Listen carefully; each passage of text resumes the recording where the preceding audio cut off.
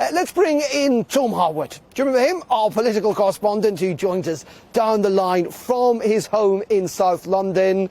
Good morning to you, Tom. First of all, I have to say, how are you feeling? Now, I know you've tested positive. I hope you're doing okay.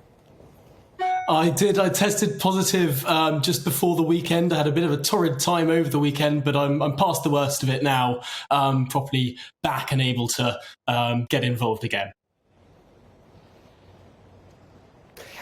Good stuff. Well, good recovery and stay safe and take care of yourself. Let's move on to the politics if we can, Tom. Today's a big day for the government. Could be seen its biggest ever rebellion. How tricky is that for Boris Johnson? Peter Bone seems to suggest it is, but we've been here before where governments, popular governments, have had pretty big rebellions.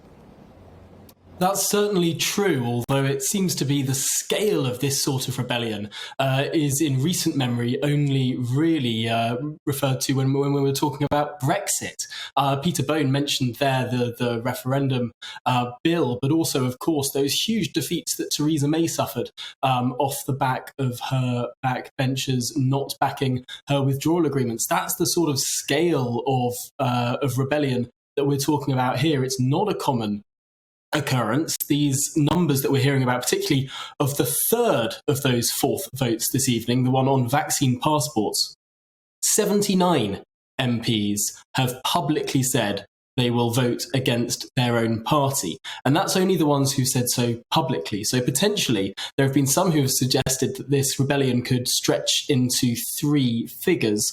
Others saying that potentially with the new data about Omicron, the 200,000 cases that apparently we're experiencing at the moment in the country, not all of them, of course, picked up on tests, but that's the estimate that has been reported widely this morning. Potentially some of those 79 might walk back, or on the other hand, we might see some resignations from junior ministerial positions if people really want to put their necks on the line and put their opposition to vaccine passports really out there for everyone to see.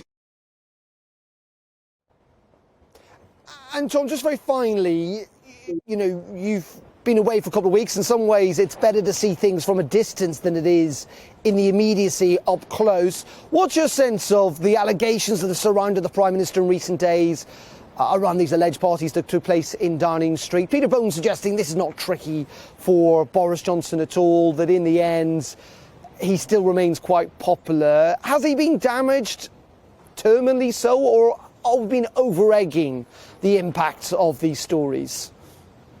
I think these stories are profoundly damaging. It's hard to overemphasize how much the sort of trust in the government has been knocked, how far the Conservative Party has fallen back behind the Labour Party in the polls, almost 10 points in one of the latest polls this week. Really, this has been a moment where a charge of hypocrisy can be laid at the foot of the Prime Minister. And that is the most damning of all crimes in politics, really, when it comes to the sensibilities of the British people. Many things will be forgiven, but hypocrisy is right up there with the very worst. And the fact that you had even teenagers being fined £10,000 a piece for hosting parties at the same time that apparently parties were hosted in number 10.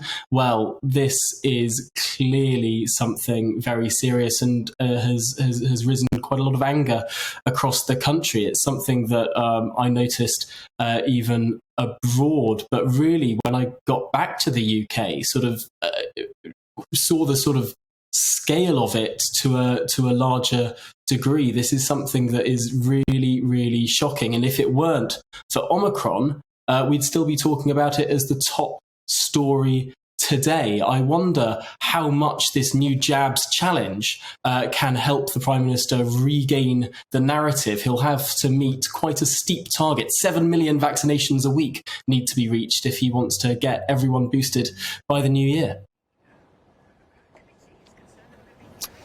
Tom, appreciate your thoughts.